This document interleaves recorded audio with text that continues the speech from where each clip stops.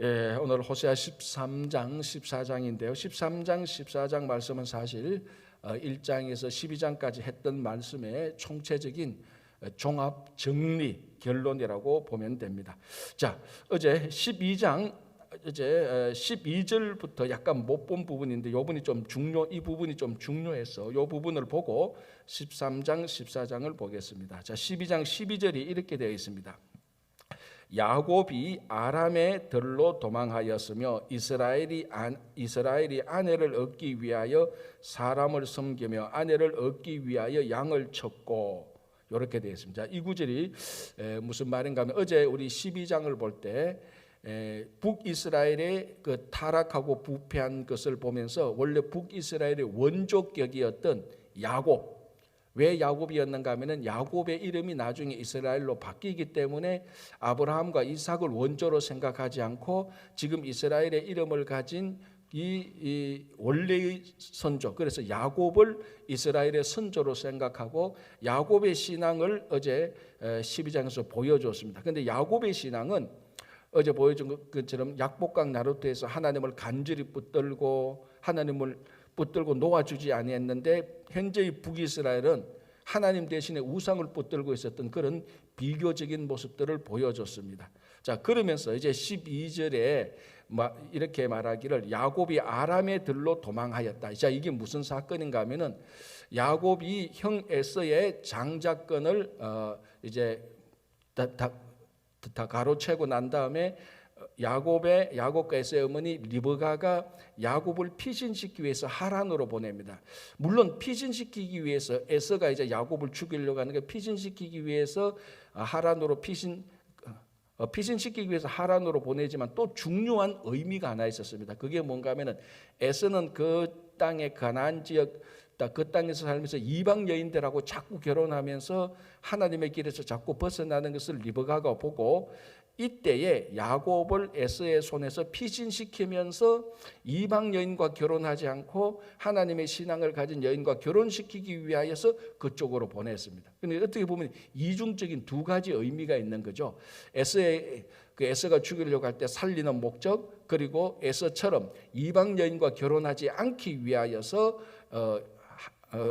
하란으로 보냈어요. 그게 바로 오늘 말한 12절에 야곱이 아람의 들로 도망하였으며 바로 그걸 의미합니다. 그러니까 야곱은 이방 여인과 결혼해서 하나님의 길에서 벗어나는 것을 하지 않기 위하여서 하란으로 갑니다. 하나님을 아는 여인을 찾기 위해서. 이제 그 당시엔 그게 다 이제 친족들이니까 그때 가서 이제 라헬을 사랑했지만 나중에 또 레아도 결혼하고, 그래서 레아와 라헬을 자기 아내로 맞이하게 되는데 바로 그게 12절에 야곱이 아람의 들로 도망하였으며 이스라엘이 아내를 얻기 위하여 사람을 섬기며 아내를 얻기 위하여 양을 쳤고. 자, 여기서 이스라엘은 야곱을 말하는 거죠. 야곱이 아내를 얻기 위하여 사람을 섬기며, 이게 무슨 말을 하는 겁니까?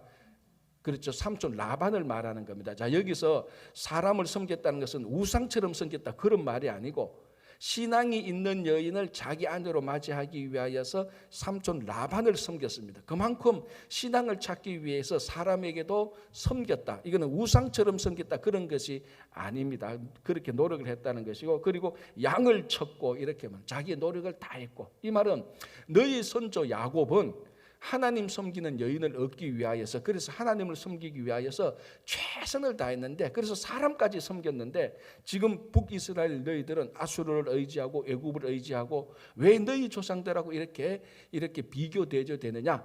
야곱의 신앙을 본받아라, 그런 의미로서 12장 12절에서 얘기를 한 겁니다. 그러나 13장 14절을 보면, 특히 14절을 보면은 에브라임이 경노하게 함이 극심하였거늘. 그러나 이 에브라임 북이스라엘은 그럼에도 불구하고 야곱은 하나님을 기쁘게 하기 위해서 하나님의 사람을 찾기 위해서 최선을 다했는데 그 야곱의 후손이었던 에브라임, 즉 북이스라엘은 오히려 하나님을 더 화나게 하고 있구나라고 지금 책망하는 바로 그 내용입니다.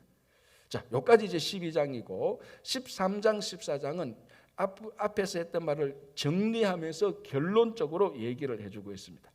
자, 한번 보겠습니다. 13장 1절. 에브라임이 말을 하면 사람들이 떨었도다. 자, 이게 무슨 말입니까?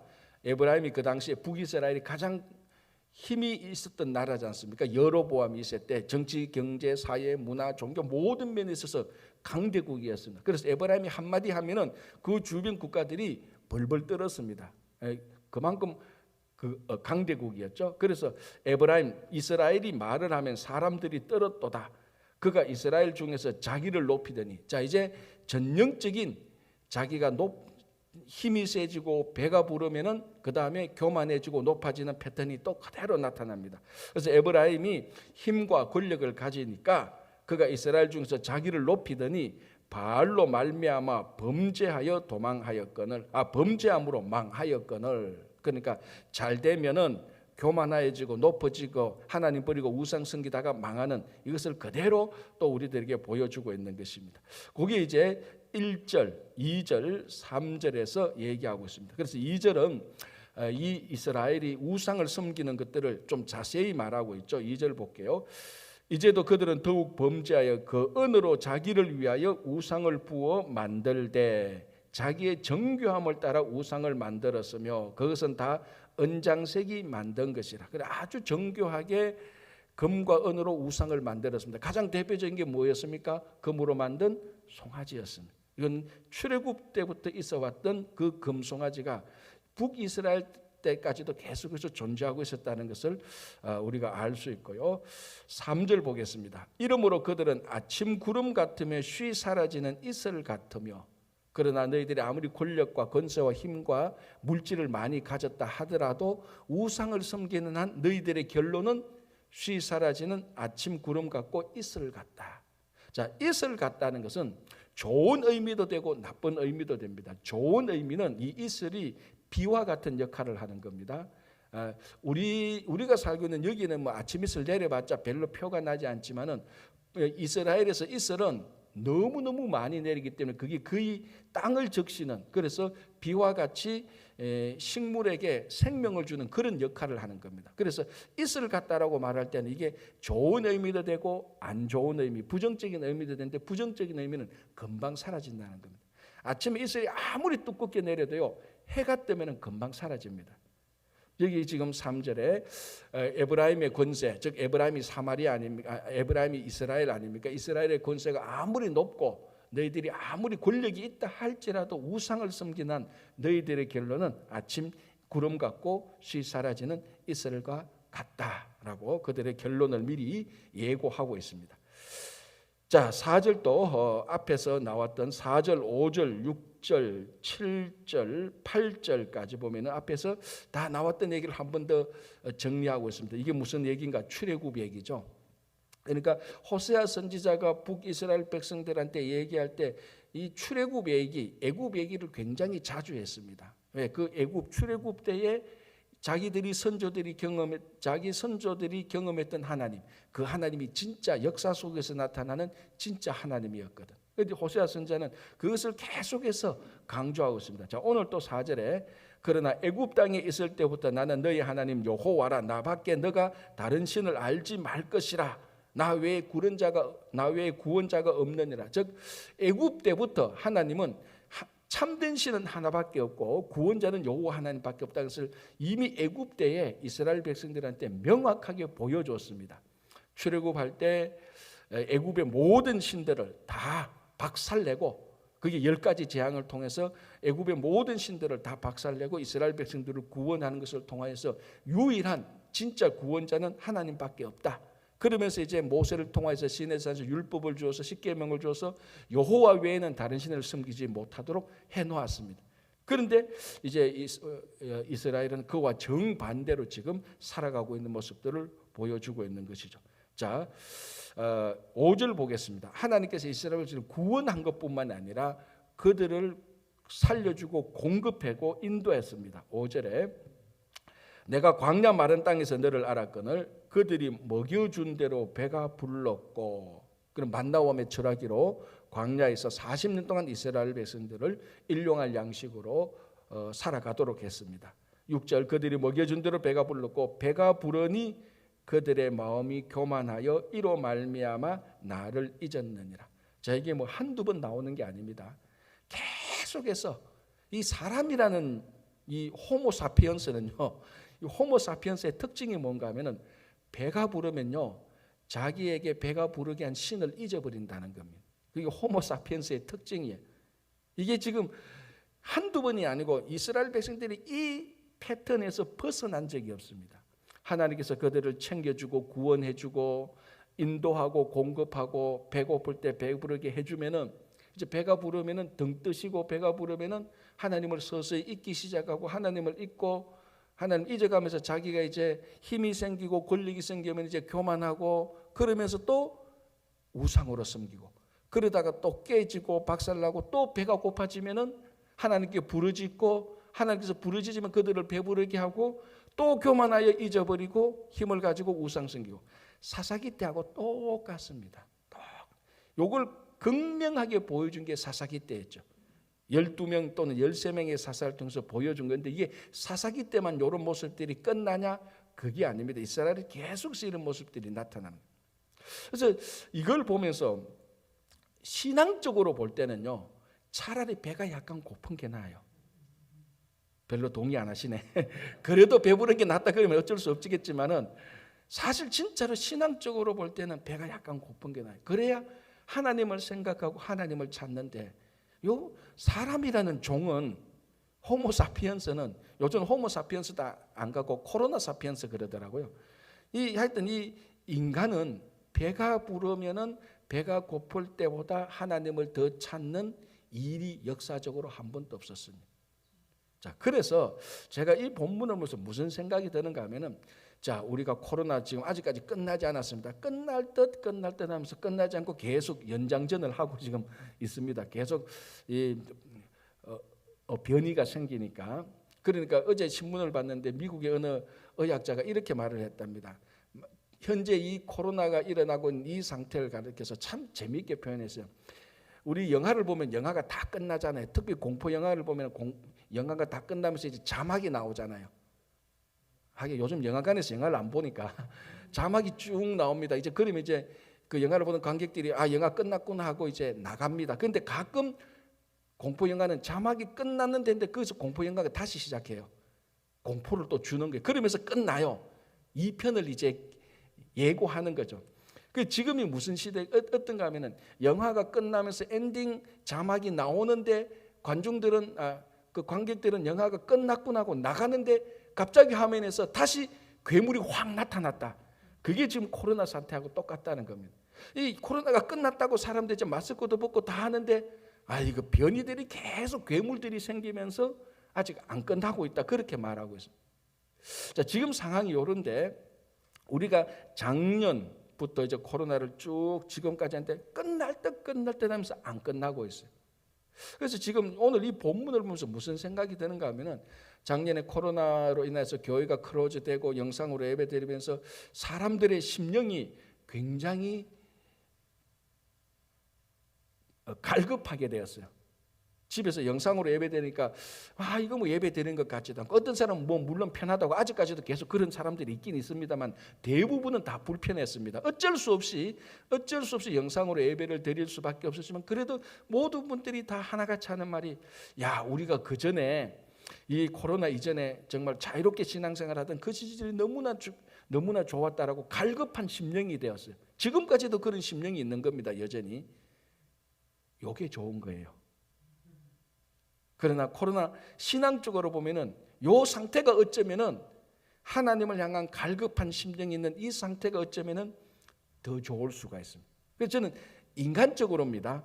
인간적으로 약간 걱정되는 게 코로나 팬데믹이 완전히 끝나고 이게 끝날지 안 끝날지는 모르겠지만은 끝났다 치고 끝나고 다시 코로나 이전처럼 자유롭게 신앙생활할 때 이때 지금 우리가 가지고 있는 갈급함을 가지고 있을 수 있겠나? 제 결론은 never. 그런 적은 없었어요, 사람. 자, 북이스라엘이 그랬습니다. 그 애국 광야 때는 하나님을 찾고 막 그랬는데 배가 부르니까 서서히 하나님을 잊어버리는 정도가 아니고 우상에게 완전히 넘어가가지고 우상에게 착 달라붙어 있었던 것이 북이스라엘입니다. 그래서 우리가 신앙적으로 볼 때는 좀 불편하고 좀 배가 고프고 좀 힘들 때가 신앙적으로는 제일 좋은 상태입니다. 왜? 그래야 하나님을 잊어버리지 않거든요. 여러분, 배가 고프고 좀 불편하고 좀 힘들 때 교만한 사람이 있습니까? 없습니다.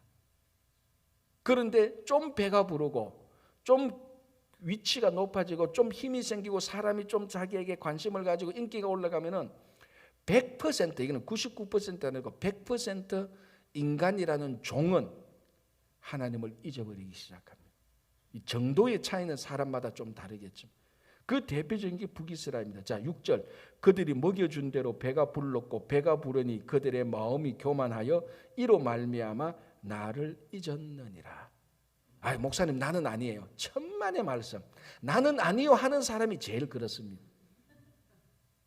나는 아니요 하는 사람이 제일, 나는 요럴 때 나는 아니요라는 것은 믿지 않습니다.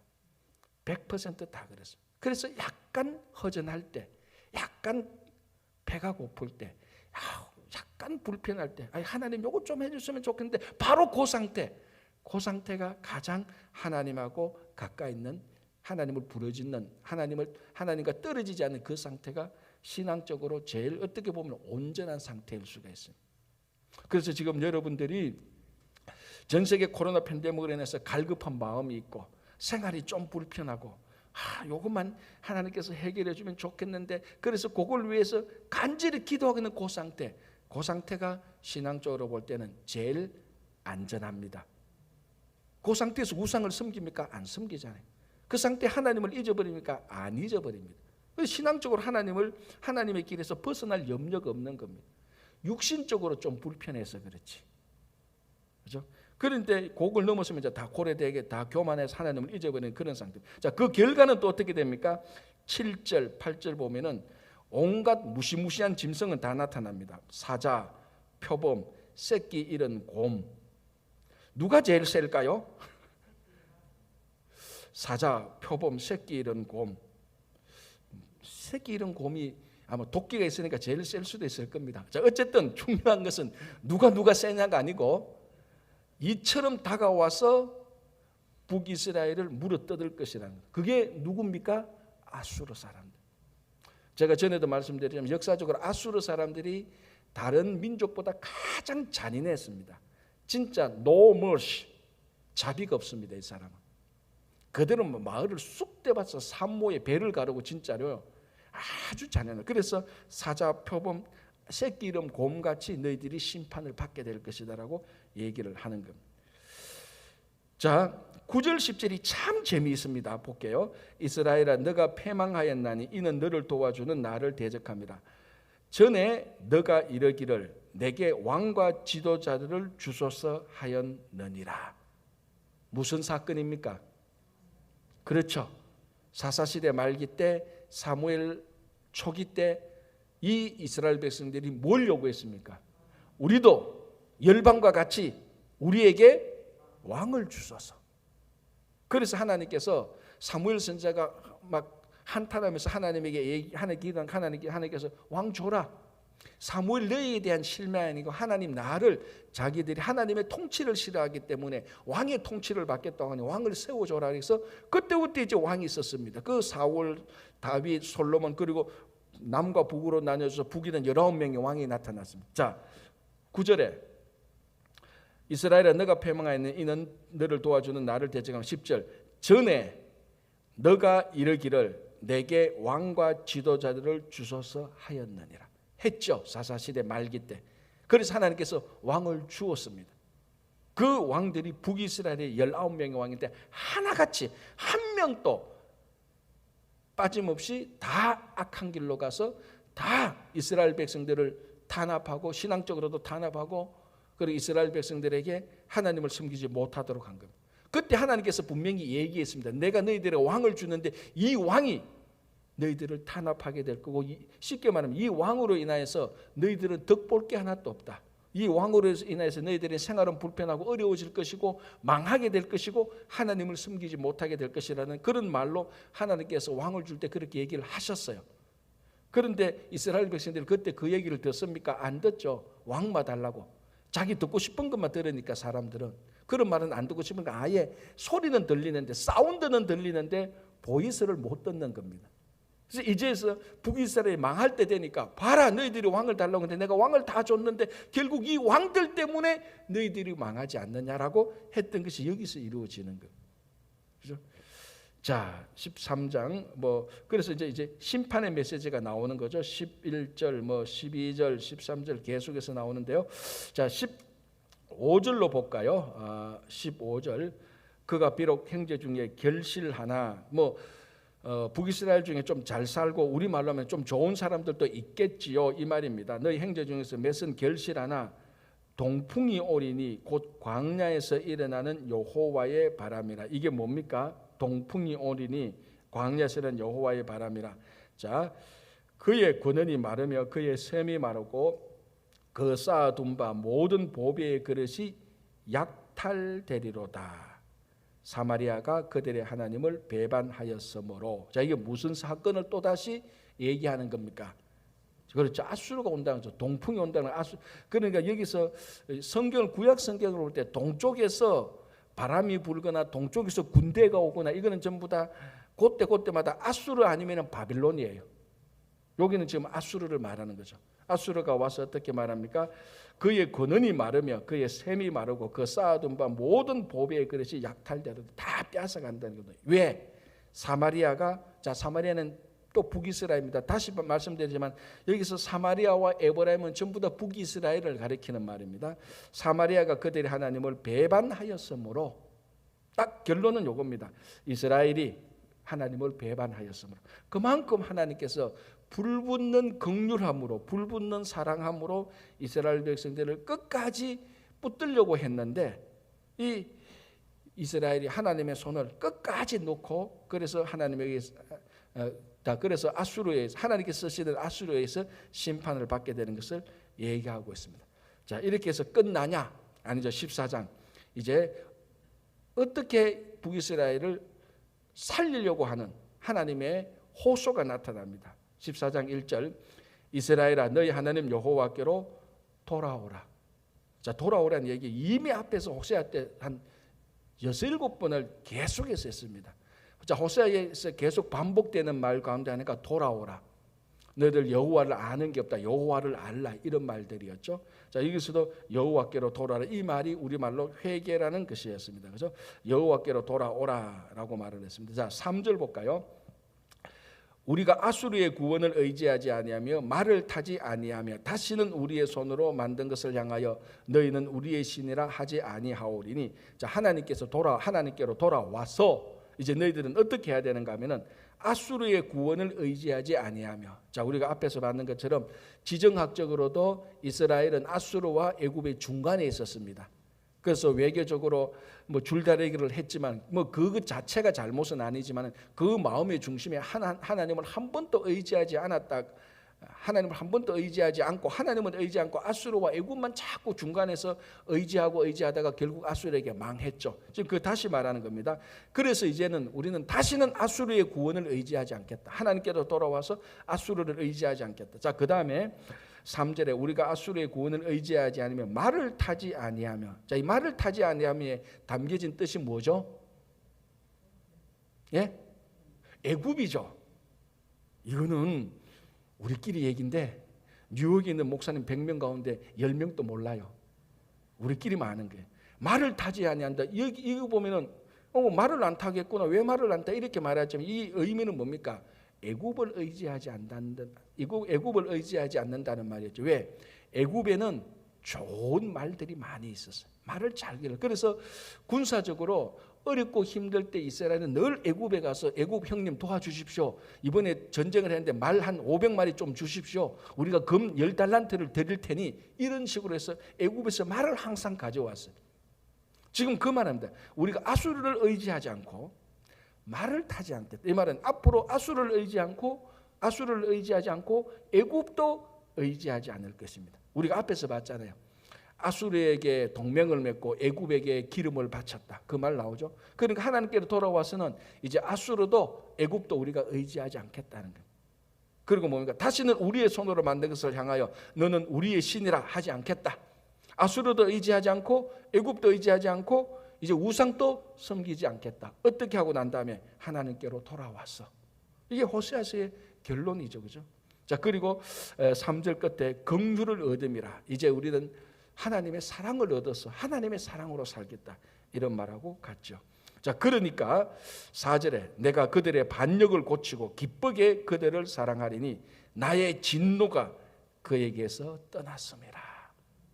그러니까 호세아의 마지막에 큰 다시 한번 하나님의 사랑이 또 나타나는 거죠. 그래서 5절, 6절 보면은 그 하나님의 진노가 끝나고 이제 이스라엘 백성들에게 궁극적으로 주는 풍성함을 말합니다. 내가 이스라엘에게 이슬과 같으리니. 아까 얘기했죠. 이슬은 좋은 의미도 되고 나쁜 의미도 되고, 여기서는 좋은 의미입니까? 나쁜 의미입니까? 좋은 의미죠. 내가 이스라엘에게 이슬과 같으리라. 이 말은 이스라엘에게 많은 비를 내리겠다는 말하고 똑같이 보면 됩니다. 자, 그래서 내가 이스라엘에게 이슬과 같으니 그가 백합과 같이 피겠고 레바논 백향목 뿌리가 박힐 것이며 그의 가지는 퍼지며 그의 아름다움은 감람나무와 같고 그의 향기는 레바논 백향목 같으리니 그 그늘 아래에 거주하는 자가 돌아올지라. 그들은 곡식같이 풍성할 것이며 포도나무같이 꽃이 필 것이며 그 향기는 레바논의 포도주같이 되리라. 하나님의 회복이 나타나는. 자, 그때 8절에 에브라임의 말이 내가 다시 우상과 무슨 상관이 있으리요 할지라. 이제 이게 이렇게 말해야 되는 거죠. 지금까지는 전부 다 우상 앞에 가서 특별히 가나안 신, 바알 신, 풍요와 다산의 신, 그 바알 신을 잘 섬겨서, 그래서 여로보암 2세 때는 어떤 백성들의 마음에 어떤 풍조가 있었는가 하면은 여로보암 2세 때 가장 강성했을 때, 우리가 이렇게 강성했던 이유는 우리가 이 땅에서 바알을 잘 섬겼기 때문에, 이 바알의 신이 우리에게 풍요와 다산을 가져다 줬다, 그렇게 생각을 했어요. 그래서 에브라임 있을 때는 나라가 부강했죠. 그걸 지금 하나님께서 호세아 선지자를 통해서 깨우쳐 주는 겁니다. 아니다, 풍요와 다산의 신 바알이 준 게 아니고 나 여호와가 너를 배부르게 한 것이다 라고 가르쳐 주는 게 호세아서입니다, 사실은. 그래서 하나님께로 돌아오라고 말하죠. 그래서 나중에 회복될 때는 8절에 이렇게 말합니다. 에브라임의 말이 내가 다시 우상과 무슨 상관이 있으리요. 자, 보시오. 살지라. 내가 그를 돌아보아 대답하기를 나는 푸른 잣나무 같으니 너가 나로 말미암아 열매를 얻으리라. 자, 너가 누굽니까? 이스라엘이 나로 말미암아, 하나님으로 말미암아 열매를 얻을 것이다. 여로보암 있을 때는 어떻게 생각했다고요? 우리가 바알로 말미암아 이렇게 많은 열매를 맺었다. 그래서 우리나라가 이렇게 지금 강하고 이렇게 강대국이 되지 않자, 그렇게 생각을 하고 있었어요. 하나님이 말합니다. 아니다. 너가 이스라엘이 하나님으로 말미암아 열매를 얻을 것이다 라고 말하는, 그걸 이제 회복된 에브라임이 그렇게 말을 할 것이라는 겁니다. 그래서 8절에 에브라임의 말이 내가 다시는 우상과 무슨 상관, 내가 다시는 풍요롭게 살아도 이거는 바알이, 우상이 나를 풍요롭게 한 것이 아니고 여호와 하나님이 나를 풍요롭게 한 것이다 라고 고백하게 될 것이라는 것입니다. 자, 이제 14장 마지막 구절, 우리 다 같이 한번 읽어보겠습니다. 14장 9절 시작.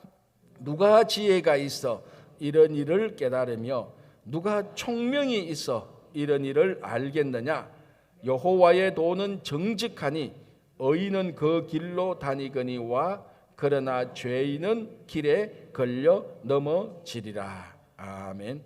자, 결론은 누가 지혜가 있어, 누가 총명이 있어 이 일을 알겠느냐. 결론은 이겁니다.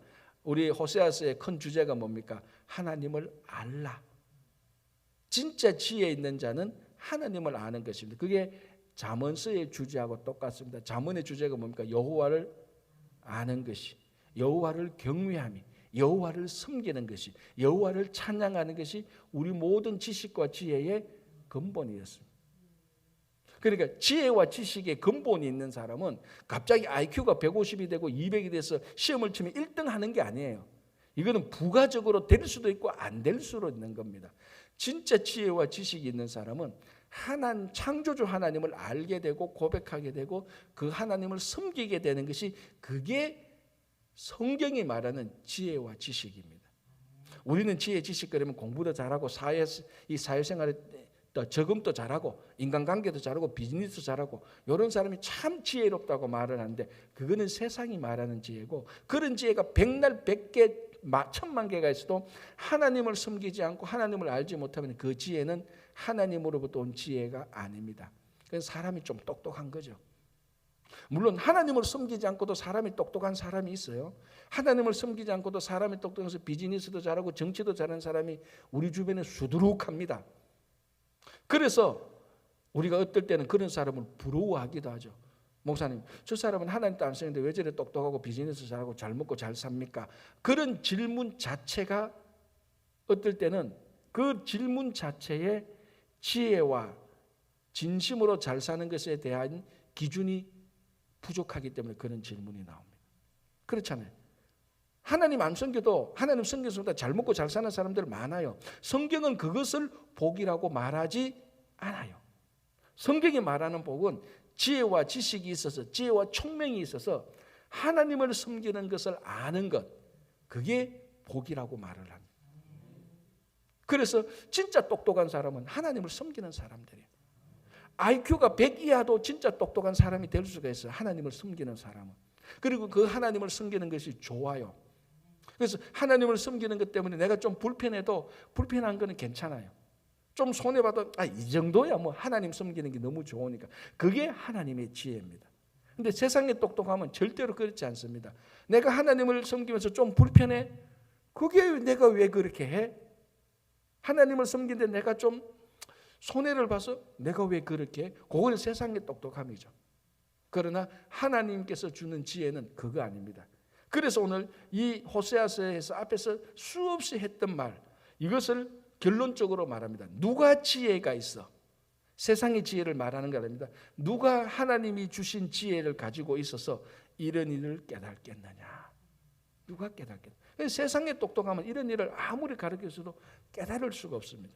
누가 총명이 있어 이런 일을 알겠냐? 뭐 같은 의미죠. 자, 그리고 여호와의 도는 정직하니 의인은 그 길로 다니거니와 그러나 죄인은 그 길에 걸려 넘어지리라. 자, 똑같은 길을 갑니다. 여호와의 길을 가는데 의인은 그 길을 잘 갑니다. 근데 죄인은 그 똑같은 길에 걸려서 넘어지죠. 제가 조금 전에 했던 말하고 똑같은 거죠. 의인은 하나님이 마련한 길을 갈 때 하나님을 섬기는 하나님을 경외하는 그 길을 갈 때 그 길이 삶의 목표고 그 길이 기쁘고 즐거워서 다른 것들은 다 덜 중요하게 생각됩니다. 그런데 죄인은, 자, 여기서 죄인은 죄를 많이 지었다 그런 사람들도 있기도 하지만 하나님의 지혜가 없는 자, 그런 사람은, 그런 사람들은 하나님의 길에 걸어갈 때마다 투덜투덜거려요. 불편하거든, 짜증나거든. 그 길을 갈 때 자기가 손해보거든, 자기가 희생해야 되거든. 그러니까 한 걸음 한 걸음 걸을 때다 넘어지고 쓰러지는 겁니다. 자, 우리가 얼마나 이런 죄, 하나님의 길을 가면서 우리가 넘어지고 쓰러지면서 얼마나 많이 우리가 투덜대고 불평합니까? 그래서 오늘 정말 이 호세아서를 다 보면서 호세아서 마지막 결론은 이겁니다. 딱 마지막은 여호와의 도는 정직하니, 하나님의 길은 정직하니, 하나님께서 올바르게 만들어놨으니 하나님을 섬기는 자는 그 길을 걸어간다. 그리고 넘어지지 않는다. 그러나 죄인은, 이 북이스라엘 같은 이 죄인 여로보암 때 바알이 우리를 풍요롭게 했다고 생각하고 막 잘 먹고 잘 사는데 하나님의 길을 걸어가니까 불편한 거죠. 그래서 걸리고 쓰러지고 넘어진다. 이 누가 지혜가 있어, 총명이 있어서 이것을 알까? 어떻게 보면은 이 호세아서 마지막에는 14장 9절은 어떻게 보면은 좀 한탄 섞인 것이 좀 있는 것 같습니다. 야, 이 길을 어떻게 알까 너희들이? 나는 알아요. 그래도 알기는 뭐 알아? 하나도 모르지. 말로만, 머리로는 아는데 삶으로는 알지 못하는 사람들.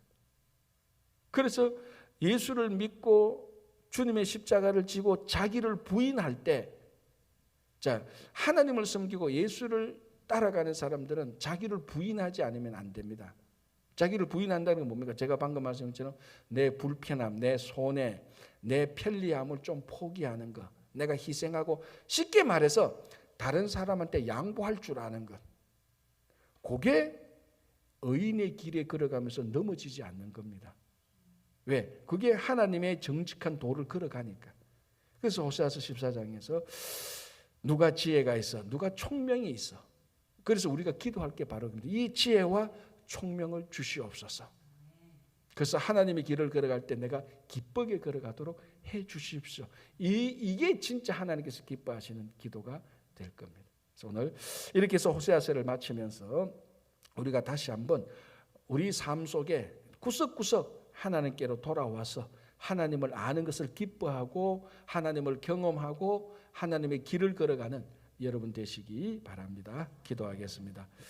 하나님 아버지 감사합니다. 우리가 풍성함은, 우리가 배부름은 바알이 우리를 잘해줘서가 아니고 여호와 하나님께서 우리를 배부르게 해서 여호와 하나님께서 우리를 인도하심이니 주님, 우리가 배부른다 할지라도 결코 하나님을 잊어버리지 말고 하나님의 길에서 한치도 벗어나지 않도록 도와주시옵소서. 주님, 우리에게 지혜를 주셔서 총명을 주셔서 세상의 지혜와 총명은 하나님께서 주시는 지혜와 총명을 주셔서 평생 하나님 성경을 기뻐하고 평생 하나님의 정직한 도의 길을 기뻐하며 걸어갈 수 있도록 힘을 주시고 용기를 더하여 주시옵소서. 주님, 우리 가운데 여러 가지 기도 제목을 가지고 기도하는 심령들이 있습니다.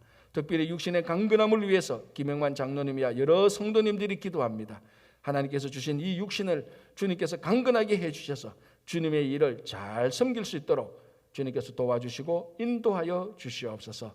또 우리 아버지 자녀들, 가정의 일들, 또 아버지 직장과 사업장의 일들을 위해서 기도합니다. 코로나 팬데믹 마지막까지 하나님께서 지켜주시고 아버지 또 여러 가지 또 변수들로 인하여서 아직까지 우리들이 이 코로나 팬데믹에서 벗어나지 못했는데 그보다 더 중요한 것은 이 가운데 하나님을 섬기는 갈급한 심령이 평생 동안 우리와 함께하여 주시기를 간절히 바라옵고 원하옵나이다. 주님, 교회의 사역을 살펴주시고 특별히 선모석굴이 진행 중에 있습니다. 우리 자녀들 특별히 이 선모석굴을 통해서 많이 자랄 수 있도록 또 교회는 이 지역을 섬기고 자녀들을 섬기는 일에 하나님께 영광이 나타날 수 있도록 도와주시고 수고하신 전도사님과 여러 선생님들 함께하여 주시옵소서. 또 아버지 7, 8월에 있을 여름 수련회를 위해서 유아부로부터 청년부까지 주님께서 함께해 주시고 이번 수련회를 통하여서 또 하나님께서 안전하게 지켜주셔서 하나님 섬기는 신앙이 잘 자라갈 수 있도록 도와주시옵소서. 또 교회 여러 사역들 우리 가정에서 기도하고 있는 모든 일들을 하나님께서 들어주실 줄 믿으며 감사하오며 예수님 이름으로 기도합니다. 아멘.